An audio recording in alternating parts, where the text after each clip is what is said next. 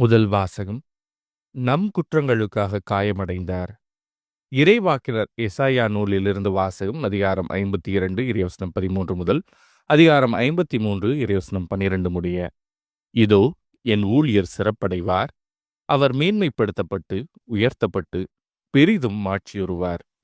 அவரை கண்ட பலர் திகைப்புற்றனர். அவரது தோற்றம் பெரிதும் உருக்குலைந்ததால் மனித சாயலே அவருக்கு இல்லாதிருந்தது. மானிடரின் உருவமே அவருக்கு இல்லை. அவ்வாறே அவர் பல பிற இனத்தாரை அதிர்ச்சிக்குள்ளாக்குவார். அரசர்களும் அவரை முன்னிட்டு வாய்ப்பொத்தி நிற்பர். ஏனெனில் தங்களுக்கு சொல்லப்படாததை அவர்கள் காண்பர். தாங்கள் கேள்விப்படாததை அவர்கள் புரிந்து கொள்வர். நாங்கள் அறிவித்ததை நம்பியவர் யார்? ஆண்டவரின் ஆற்றல் யாருக்கு வெளிப்படுத்தப்பட்டது? இளந்தளிர் போலும் வறண்ட நில வேர் போலும் ஆண்டவர் முன்னிலையில் அவர் வளர்ந்தார். நாம் பார்ப்பதற்கேற்ற அமைப்போ அவருக்கில்லை. நாம் விரும்பத்தக்க தோற்றமும் அவருக்கில்லை. அவர் இகழப்பட்டார், மனிதரால் புறக்கணிக்கப்பட்டார். வேதனையுற்ற மனிதராயிருந்தார், நோயுற்று நலிந்தார். காண்போர் தம் முகத்தை மூடிக்கொள்ளும் நிலையில் அவர் இருந்தார். அவர் இழிவுபடுத்தப்பட்டார், அவரை நாம் மதிக்கவில்லை. மெய்யாகவே அவர் நம் பிணிகளை தாங்கிக் கொண்டார், நம் துன்பங்களை சுமந்து கொண்டார். நாமோ அவர் கடவுளால் வதைக்கப்பட்டு நொறுக்கப்பட்டவர் என்றும் சிறுமைப்படுத்தப்பட்டவர் என்றும் எண்ணினோம். அவரோ நம் குற்றங்களுக்காக காயமடைந்தார், நம் தீச்செயல்களுக்காக நொறுக்கப்பட்டார். நமக்கு நிறைவாழ்வை அளிக்க அவர் தண்டிக்கப்பட்டார். அவர்தம் காயங்களால் நாம் குணமடைகின்றோம். ஆடுகளைப் போல நாம் அனைவரும் வழி தவறி அடைந்தோம். நாம் எல்லாரும் நம் வழியே நடந்தோம். ஆண்டவரோ நம் அனைவரின் தீச்செயல்களையும் அவர் மேல் சுமத்தினார். அவர் ஒடுக்கப்பட்டார், சிறுமைப்படுத்தப்பட்டார். ஆயினும் அவர் தம் வாயை திறக்கவில்லை. அடிப்பதற்கு இழுத்துச் செல்லப்பட்ட ஆட்டுக்குட்டி போலும் ரோமம் கத்திரிப்போர் முன்னிலையில் கத்தாத செம்மறி போலும் அவர் தம் வாயை திறவாதிருந்தார். அவர் கைது செய்யப்பட்டு தீர்ப்பிடப்பட்டு இழுத்துச் செல்லப்பட்டார். அவருக்கு நேர்ந்ததை பற்றி அக்கறை கொண்டவர் யார்? ஏனெனில் வாழ்வோர் உலகினின்று அவர் அகற்றப்பட்டார். என் மக்களின் குற்றத்தை முன்னிட்டு கொலையுண்டார். வஞ்செயல் எதுவும் அவர் செய்ததில்லை, வஞ்சனை எதுவும் அவர் வாயில் இருந்ததில்லை. ஆயினும் தீயவர்களிடையே அவருக்கு கல்லறை அமைத்தார்கள். செத்தபோது அவர் செல்வரோடு இருந்தார். அவரை நொறுக்கவும் நோயால் வதைக்கவும் ஆண்டவர் திருவுளம் கொண்டார். அவர்தம் உயிரை குற்ற நீக்க பழியாக தந்தார். எனவே தம் வழிமரபு கண்டு நீடு வாழ்வார். ஆண்டவரின் திருவுளம் அவர் கையில் சிறப்புறும். அவர்தம் துன்ப வாழ்வின் பயனைக் கண்டு நிறைவடைவார். நேரியவராகிய என் ஊழியர் தம் அறிவால் பலரை நேர்மையாளராக்குவார். அவர்களின் தீச்செயல்களை தாமே சுமந்து கொள்வார். ஆதலால் நான் அவருக்கு மதிப்புமிக்கவரிடையே சிறப்பளிப்பேன். அவரும் வலியவரோடு கொள்ளைப் பொருளை பங்கிடுவார். ஏனெனில் அவர் தம்மையே சாவுக்கு கையளித்தார். கொடியோருள் ஒருவராக கருதப்பட்டார். ஆயினும் பலரின் பாவத்தை சுமந்தார். கொடியோருக்காக பரிந்து பேசினார். இது ஆண்டவரின் அருள்வாக்கு. இறைவா, உமக்கு நன்றி. பதிலுரை பாடல். தந்தையே, உம் கையில் என் உயிரை ஒப்படைக்கின்றேன். ஆண்டவரே, உம்மிடம் நான் அடைக்கலம் புகுந்துள்ளேன். நான் ஒருபோதும் வெட்கமடைய விடாதேயும். உமது நீதிக்கேற்ப என்னை விடுவித்தருளும். உமது கையில் என் உயிரை ஒப்படைக்கின்றேன். வாக்கு பெறலாத இறைவனாகிய ஆண்டவரே, நீர் என்னை மீட்டருளினீர். தந்தையே, உம் கையில் என் உயிரை ஒப்படைக்கின்றேன். என் பகைவர் அனைவரின் நிகழ்ச்சிக்கு உள்ளானேன். என்னை அடுத்திருப்போரின் பேரழிவுக்கு ஆளானேன். என் நண்பர்களுக்கு பேரச்சம் வருவித்தேன். என்னை தெருவில் பார்ப்போர் என்னிடமிருந்து விலகி ஓடுகின்றனர். இறந்தோர் போல் நினைவினின்று நான் அகற்றப்பட்டேன். உடைந்து போன மட்கலம் போல் ஆனேன். தந்தையே, உம் கையில் என் உயிரை ஒப்படைக்கின்றேன். ஆண்டவரே, நான் உம் மீது நம்பிக்கை வைத்துள்ளேன். நீரே என் கடவுள் என்று சொன்னேன். என் வாழ்வின் ஒவ்வொரு கட்டமும் உமது கையில் உள்ளது. என் எதிரிகளின் கையினின்றும் என்னை துன்புறுத்துவோரின் கையினின்றும் என்னை விடுவித்தருளும். தந்தையே, உம் கையில் என் உயிரை ஒப்படைக்கின்றேன். உமது முகத்தின் ஒளி அடியேன் மீது வீசும்படி செய்யும். உமது பேரன்பால் என்னை விடுவித்தருளும். ஆண்டவருக்காக நம்பிக்கையுடன் காத்திருப்போரே, நீங்கள் அனைவரும் உள்ளத்தில் வலிமையும் உறுதியும் கொண்டிருங்கள். தந்தையே, உம் கையில் என் உயிரை ஒப்படைக்கின்றேன். இரண்டாம் வாசகம். கீழ்ப்படிதலை கற்றுக்கொண்டார். தமக்கு கீழ்ப்படிவோர் அனைவரும் என்றென்றும் மீட்படைய காரணமானார். எபிரேயருக்கு எழுதப்பட்ட திருமுகத்திலிருந்து வாசகம். அதிகாரம் 4 இறைவசனம் 14 முதல் 16 முடிய மற்றும் அதிகாரம் 5 இறைவசனம் 7 முதல் 9 முடிய. வானங்களை கடந்து சென்ற இறைமகனாகிய இயேசுவை நாம் தனிப்பெரும் தலைமை குருவாக கொண்டுள்ளதால் நாம் அறிக்கையிடுவதை விடாது பற்றிக் கொள்வோமாக. ஏனெனில் நம் தலைமை குரு நம்முடைய வலுவின்மையை கண்டு இரக்கம் காட்ட இயலாதவர் அல்ல, மாறாக எல்லா வகையிலும் நம்மை போல சோதிக்கப்பட்டவர், எனினும் பாவம் செய்யாதவர். எனவே நாம் இரக்கத்தை பெறவும் ஏற்ற வேளையில் உதவக்கூடிய அருளை கண்டடையவும் அருள் நிறைந்த இறை அணியணியை துணிவுடன் அணுகிச் செல்வோமாக. அவர் இவ்வுலகில் வாழ்ந்த காலத்தில் தம்மை சாவிலிருந்து காப்பாற்ற வல்லவரை நோக்கி உரத்த குரல் எழுப்பி கண்ணீர் சிந்தி மன்றாடி வேண்டினார். அவர் கொண்டிருந்த இறைப்பற்று கலந்த அச்சத்தை முன்னிட்டு கடவுள் அவருக்கு செவிசாய்த்தார். அவர் இறைமகனாயிருந்தும் துன்பங்கள் வழியே கீழ்ப்படிதலை கற்றுக்கொண்டார். அவர் நிறைவுள்ளவராகி தமக்கு கீழ்ப்படிவோர் அனைவரும் என்றென்றும் மீட்படைய காரணமானார். இது ஆண்டவரின் அருள்வாக்கு. இறைவா உமக்கு நன்றி. நற்செய்தி வாசகம். யோவான் எழுதியபடி நம் ஆண்டவராகிய இயேசு கிறிஸ்துவின் திருப்பாடுகள் அதிகாரம் 18 இறைவசனம் 1 முதல் அதிகாரம் 19 இறைவசனம் 42 முடிய. இயேசு தம் சீடரோடு கெதரோன் என்னும் நீரோடையை கடந்து சென்றார். அங்கே ஒரு தோட்டம் இருந்தது. தம் சீடர்களோடு இயேசு அதில் நுழைந்தார். அவரை காட்டிக் கொடுத்த யூதாசுக்கு அந்த இடம் தெரியும். ஏனெனில் இயேசுவும் அவருடைய சீடர்களும் அடிக்கடி அங்கு கூடுவர்.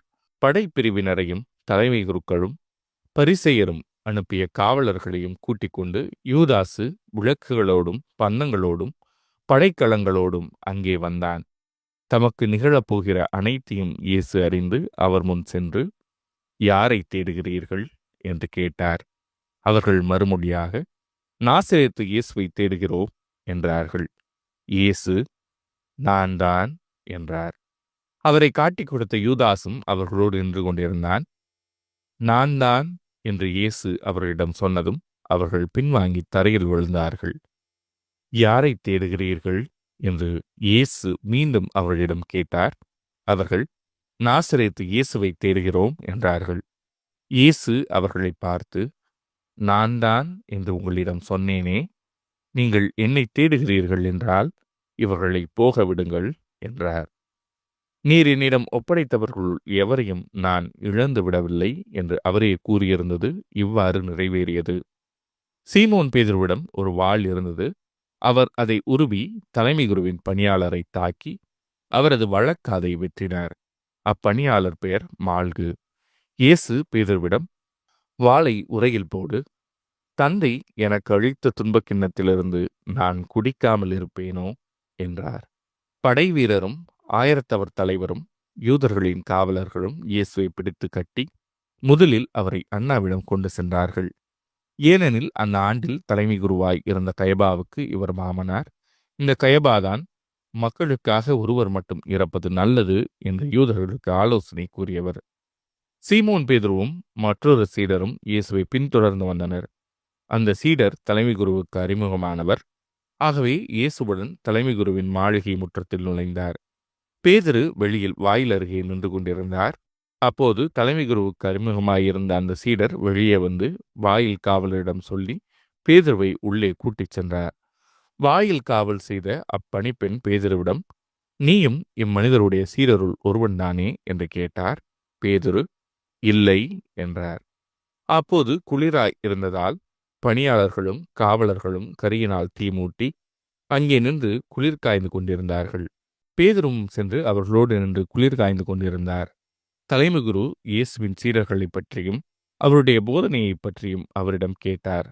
இயேசு அவரை பார்த்து, நான் உலகறிய வெளிப்படையாய் பேசினேன். யூதர் அனைவரும் கூடி வரும் தொழுகை கூடங்களிலும் கோவிலிலும் தான் எப்போதும் கற்பித்து வந்தேன். நான் மறைவாக எதையும் பேசியதில்லை. ஏன் என்னிடம் கேட்கிறீர்?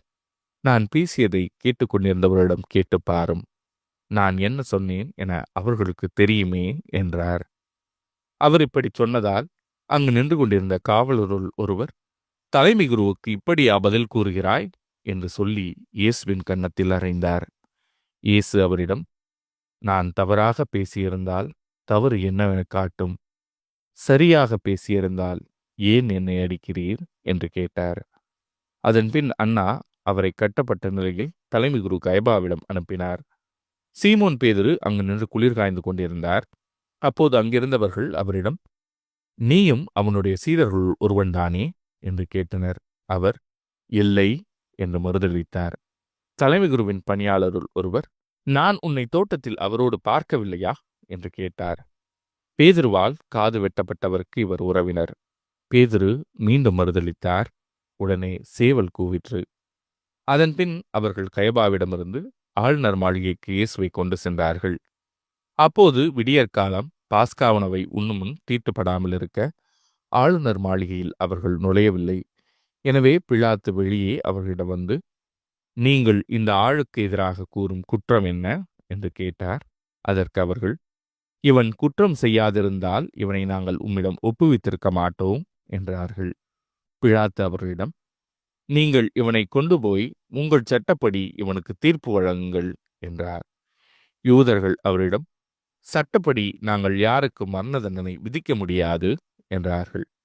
இவ்வாறு தாம் எப்படிப்பட்ட சாவுக்கு உட்படப் போகிறார் என்பதை குறிப்பிட்டு இயேசு கூறியிருந்ததை நிறைவேறச் செய்தார்கள். பிலாத்து மீண்டும் ஆளுநர் மாளிகைக்குள் சென்று இயேசுவை கூப்பிட்டு அவரிடம், நீ யூதரின் அரசனா என்று கேட்டான். இயேசு மறுமொழியாக, நீராக இதை கேட்கிறீரா, அல்லது மற்றவர்கள் என்னை பற்றி உம்மிடம் சொன்னதை வைத்து கேட்கிறீரா என்று கேட்டார். அதற்கு பிலாத்து, நான் ஒரு யூதனா என்ன? உன் இனத்தவரும் தலைமை குருக்களும் தானே உன்னை என்னிடம் ஒப்புவித்தார்கள். நீ என்ன செய்தாய் என்று கேட்டான். இயேசு மறுமொழியாக, எனது ஆட்சி இவ்வுலக ஆட்சி போன்றதல்ல.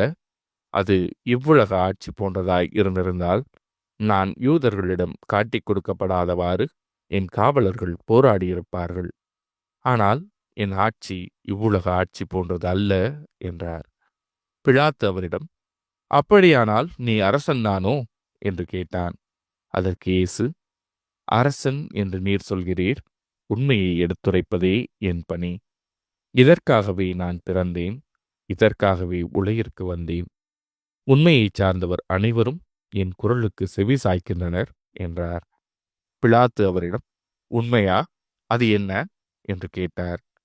அப்படி கேட்டபின் பிலாத்து மீண்டும் யூதரிடம் சென்று, இவனிடம் நான் குற்றம் ஒன்றும் காணவில்லையே என்றான். மேலும், பாஸ்கா விழாவின் போது உங்கள் விருப்பப்படி ஒரு கைதியை விடுதலை செய்யும் வழக்கம் உண்டே. யூதரின் அரசனாகிய இவனை நான் விடுதலை செய்யட்டுமா? உங்கள் விருப்பம் என்ன என்று கேட்டான். அதற்கு அவர்கள், இவன் வேண்டாம், பரபாவியை விடுதலை செய்யும் என்று மீண்டும் கத்தினார்கள். அந்த பரபா ஒரு கள்வன். பின்னர் பிலாத்து இயேசுவை சாட்டையால் அடிக்கச் செய்தான். வீரர்கள் ஒரு முள்முடி பின்னி அவர் தலையின் மேல் வைத்து செந்நிற மேலுடையை அவருக்கு அணிவித்தார்கள். அவரிடம் வந்து, யூதரின் அரசே வாழ்க என்று சொல்லி அவருடைய கன்னத்தில் அறைந்தார்கள். பிலாத்து மீண்டும் வெளியே வந்து அவர்களிடம், அவனை நான் உங்கள் முன் வெளியே கூட்டி வருகிறேன். பாருங்கள், அவனிடம் நான் குற்றம் ஒன்றும் காணவில்லை என்பதை அறிந்து கொள்ளுங்கள் என்றான். இயேசு முள்முடியும் செந்நிற மேலுடையும் அணிந்தவராய் வெளியே வந்தார். பிலாத்து அவர்களிடம், இதோ மனிதன் என்றான். அவரை கண்டதும் தலைமை குருக்களும் காவலர்களும், சிலுவையில் அறையும், சிலுவையில் அறையும் என்று கத்தினார்கள். பிலாத்து அவர்களிடம், நீங்களே இவனை கொண்டு போய் சிலுவையில் அறையுங்கள். இவனிடம் குற்றம் இருப்பதாக எனக்கு தெரியவில்லை என்றான். யூதர்கள் அவரை பார்த்து, எங்களுக்கு ஒரு சட்டம் உண்டு, அச்சட்டத்தின்படி இவன் சாக வேண்டும். ஏனெனில் இவன் தன்னையே இறைமகன் என உரிமை கொண்டாடுகிறான் என்றனர். பிலாத்து இதை கேட்டதும் இன்னும் மிகுதியாக அஞ்சினான். அவன் மீண்டும் ஆளுநர் மாளிகைக்குச் சென்று இயேசுவிடம், நீ எங்கிருந்து வந்தவன் என்று கேட்டான். ஆனால் இயேசு அவனுக்கு பதில் கூறவில்லை. அப்போது பிலாத்து, என்னோடு பேச மாட்டாயா? உன்னை விடுதலை செய்யவும் எனக்கு அதிகாரம் உண்டு. உன்னை சிலுவையில் அறையவும் எனக்கு அதிகாரம் உண்டு என்பது உனக்கு தெரியாதா என்றான். இயேசு மறுமொழியாக, மேலிலிருந்து அருளப்படாவிடில் உமக்கு என் மேல் எந்த அதிகாரமும் இராது. ஆகவே என்னை உம்மிடம் ஒப்புவித்தவன்தான் பெரும் பாவம் செய்தவன் என்றார். அது முதல் பிலாத்து அவரை விடுவிக்க வழி தேடினான். ஆனால் யூதர்கள், நீர் இவரை விடுவித்தால் சீசருடைய நண்பராய் இருக்க முடியாது. தம்மையே அரசராக்கிக் கொள்ளும் எவரும் சீசருக்கு எதிரி என்றார்கள். இவ்வார்த்தைகளை கேட்டதும் பிலாத்து இயேசுவை வெளியே கூட்டி வந்தான். கல்தலம் என்னும் இடத்தில் இருந்த நடுவர் இருக்கை மீது அமர்ந்தான். அந்த இடத்திற்கு எபிரேய மொழியில் கபதா என்பது பெயர். அன்று பாஸ்கா விழாவுக்கு ஏற்பாடு செய்யும் நாள். ஏறக்குறைய நண்பகல் வேளை. பிலாத்து யூதர்களிடம், இதோ உங்கள் அரசன் என்றான். அவர்கள், ஒழிக ஒழிக, அவனை சிலுவையில் அறையும் என்று கத்தினார்கள். பிலாத்து அவர்களிடம், உங்கள் அரசனை நான் சிலுவையில் அறைய வேண்டும் என்கிறீர்களா என்று கேட்டான். அதற்கு தலைமை குருக்கள், எங்களுக்கு சீசரை தவிர வேறு அரசர் இல்லை என்றார்கள். அப்போது பிலாத்து அவரை சிலுவையில் அறையுமாறு அவர்களிடம் ஒப்புவித்தான். அவர்கள் இயேசுவை தம் பொறுப்பில் ஏற்றுக்கொண்டார்கள். இயேசு சிலுவையை தாமே சுமந்து கொண்டு மண்டை ஓட்டியிடம் என்னும் இடத்திற்கு சென்றார். அதற்கு எபிரேய மொழியில் கொல்கொதா என்பது பெயர். அங்கே அவர்கள் இயேசுவையும் அவரோடு வேறு இருவரையும் சிலுவையில் அறைந்தார்கள். அவ்விருவரையும் இரு பக்கங்களிலும் இயேசுவை நடுவிலுமாக அறைந்தார்கள். பிலாத்து குற்ற அறிக்கை ஒன்று எழுதி அதை சிலுவையின் மீது வைத்தான். அதில் நாசரேத்து இயேசு யூதர்களின் அரசன் என்று எழுதியிருந்தது. இயேசு சிலுவையில் அறையப்பட்ட இடம் நகரத்துக்கு அருகில் இருந்ததால் யூதருள் பலர் இந்த குற்ற அறிக்கையை வாசித்தனர். அது எபிரேயம், லத்தீன், கிரேக்கம் ஆகிய மொழிகளில் எழுதப்பட்டிருந்தது. யூதரின் தலைமை குருக்கள் பிலாத்திடம், யூதரின் அரசன் என்று எழுத வேண்டாம், மாறாக யூதரின் அரசன் நான் என்று அவனே சொல்லிக் கொண்டதாக எழுதும் என்று கேட்டுக்கொண்டார்கள். பிலாத்து அவர்களை பார்த்து, நான் எழுதியது எழுதியதே என்றான். இயேசுவை சிலுவையில் அறைந்த பின் படைவீரர் அவருடைய மேலுடைகளை 4 பாகமாக பிரித்து ஆளுக்கு ஒரு பாகம் எடுத்துக்கொண்டார்கள். அங்கியையும் அவர்களே எடுத்துக்கொண்டனர். அந்த அங்கி மேலிருந்து கீழ்வரை தையலே இல்லாமல் நெய்யப்பட்டிருந்தது. எனவே அவர்கள் ஒருவரை ஒருவர் நோக்கி, அதை கிழிக்க வேண்டாம், அது யாருக்கு கிடைக்கும் என்று பார்க்க சீட்டு குலுக்கி போடுவோம் என்றார்கள். என் ஆடைகளை தங்களுக்குள் பகிர்ந்து என் உடை மீது சீட்டு போட்டார்கள் என்னும் மறைநூல் வாக்கு இவ்வாறு நிறைவேறியது. சிலுவை அருகில் இயேசுவின் தாயும் தாயின் சகோதரியும் குலோப்பாவின் மனைவியுமான மரியாவும் மகதலா மரியாவும் நின்று கொண்டிருந்தனர். இயேசு தம் தாயையும் அருகில் நின்ற தம் அன்பு சீடரையும் கண்டு தம் தாயிடம், அம்மா, இவரே உம் மகன் என்றார். பின்னர் தம் சீடரிடம், இவரே உன் தாய் என்றார். அந்நேரம் முதல் அச்சீடர் அவரை தம் வீட்டில் ஏற்று ஆதரவு அளித்து வந்தார். இதன் பின் அனைத்தும் நிறைவேறிவிட்டது என்பதை அறிந்த இயேசு, தாகமாயிருக்கிறது என்றார். மறைநூலில் எழுதியுள்ளது நிறைவேறவே இவ்வாறு சொன்னார். அங்கே ஒரு பாத்திரம் நிறைய புளித்த திராட்சை ரசம் இருந்தது. அதில் கடற்பஞ்சை நன்கு தோய்த்து ஈசோப்பு தண்டில் பொருத்தி அதை அவர்கள் அவரது வாயில் வைத்தார்கள். அந்த ரசத்தை குடித்ததும் இயேசு, எல்லாம் நிறைவேறிற்று என்று கூறி தலை சாய்த்து ஆவியை ஒப்படைத்தார்.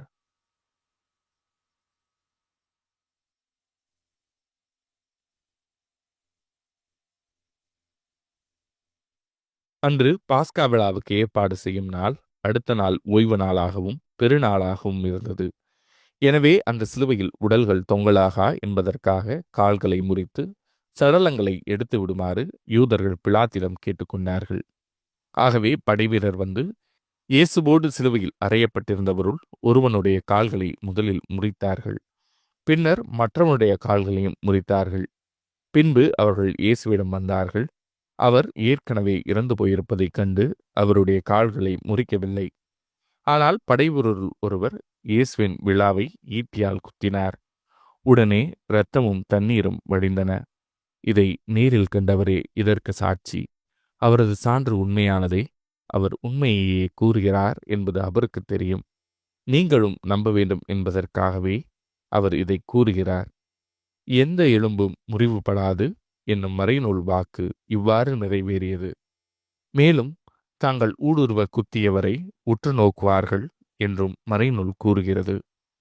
அரிமத்தியா ஊரைச் சேர்ந்த யோசிப்பு என்பவர் இயேசுவின் சீடர்களுள் ஒருவர். யூதருக்கு அஞ்சியதால் தம்மை சீடர் என்று வெளிப்படையாக காட்டிக் கொள்ளாதவர். அவர் இயேசுவின் உடலை எடுத்துக்கொண்டு போக பிலாத்திடம் அனுமதி கேட்டார். பிலாத்தும் அனுமதி கொடுத்தான். யோசேப்பு வந்து இயேசுவின் சடலத்தை எடுத்துக்கொண்டு போனார். முன்பு ஒரு முறை இரவில் இயேசுவிடம் வந்த நிக்கதேம் என்பவரும் அங்கு வந்து சேர்ந்தார்.